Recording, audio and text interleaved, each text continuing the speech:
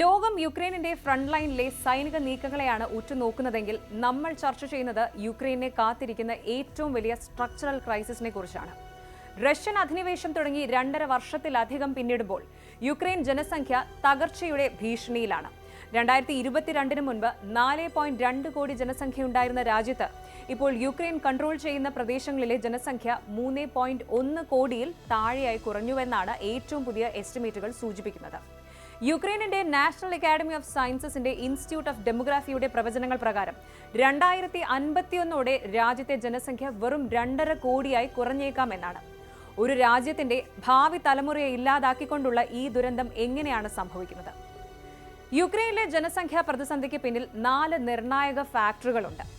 ജനന നിരക്കിലെ ഇടിവാണ് ആദ്യത്തേത്.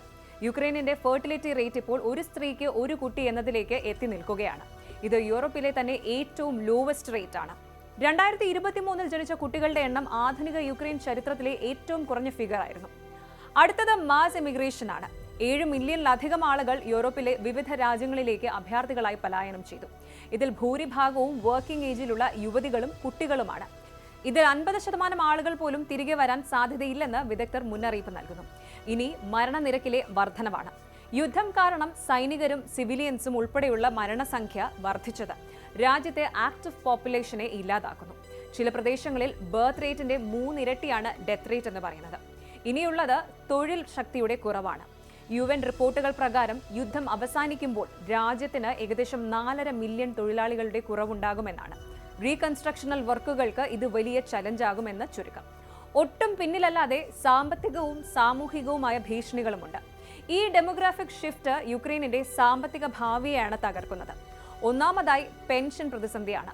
യുവാക്കളുടെ എണ്ണം കുറയുകയും പ്രായമായവരുടെ എണ്ണം വർദ്ധിക്കുകയും ചെയ്യുമ്പോൾ രാജ്യത്തിന്റെ പെൻഷൻ ഫണ്ട് തകരും. നിലവിലെ സോവിയറ്റ് കാലഘട്ടത്തിലെ പോപ്പുലേഷൻ പിരമിഡ് ഇതിനോടകം തന്നെ തലകീഴായി മറിഞ്ഞു കഴിഞ്ഞു.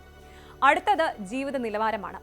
യുവാക്കളുടെ കമ്മി കാരണം രാജ്യത്ത് വേതനം വർദ്ധിക്കുമെങ്കിലും അത് നാഷണൽ ഇക്കണോമിയെ പ്രതികൂലമായി ബാധിക്കുകയും ജീവിത നിലവാരം കുറയ്ക്കുകയും ചെയ്യും.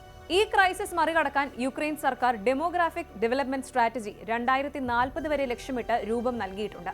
റിഫ്യൂജീസായി പോയവരെ തിരികെ കൊണ്ടുവരാൻ ഹൗസിംഗ്, ജോബ് ഇൻസെന്റീവുകൾ പ്രഖ്യാപിക്കുകയും ജനന നിരക്ക് വർദ്ധിപ്പിക്കാൻ സാമ്പത്തിക സഹായം നൽകുകയും ചെയ്യുന്നുണ്ട്. എന്നാൽ സമാധാനമില്ലാതെ ഈ റിക്കവറി പ്ലാനുകൾക്ക് വിജയിക്കാൻ കഴിയില്ലെന്ന റിയാലിറ്റി നിലനിൽക്കുന്നു.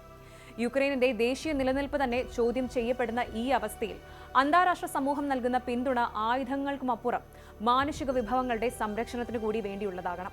2051ഓടെ വെറും 2.5 കോടി മാത്രം ജനസംഖ്യയുള്ള ഒരു രാജ്യം എങ്ങനെ അതിജീവിക്കുമെന്ന ചോദ്യമാണ് ഈ കണക്കുകൾ ലോകത്തിന് മുന്നിൽ വെക്കുന്നത്.